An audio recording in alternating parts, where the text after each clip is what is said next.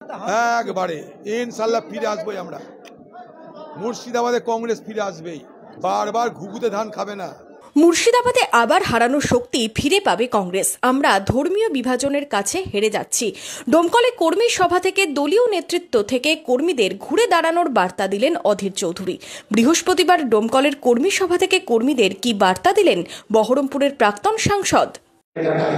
আমি খুব দায়িত্ব নিয়ে বলছি, আগামী দিনে মুর্শিদাবাদে আবার কংগ্রেস তার হারিয়ে যাওয়া জমি ফিরে পাবে। সাত্তার সাহেবের এই মুর্শিদাবাদ, নুরুল চৌধুরীর এই মুর্শিদাবাদ, এই মুর্শিদাবাদকে আবার আমরা ফিরিয়ে আনবো। এই ডোমকলের এই পাশে জলবীর আজিজুল সাহেবের মুর্শিদাবাদ আবার আমরা ফিরিয়ে আনবো।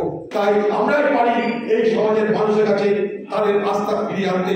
শুধুমাত্র একটা জায়গায় আমরা হেরে যাচ্ছি, ধর্মীয় বিভাজনে হেরে যাচ্ছি, বাকি কোথাও আমাদের হার নাই। দেখুন, আমি হেরেছি, কিন্তু কেউ উপহাস করেনি, কেউ বিদ্রুপ করেনি, কেউ ঠাট্টা করেনি, কেউ গালি দেয়নি, কারণ আর কোনো অপরাধ নেই আমাদের। শুধু অপরাধ একটাই হয়েছিল, আমি হিন্দু বলে মুসলমানদের একটা অংশকে বিভ্রান্ত করেছিল।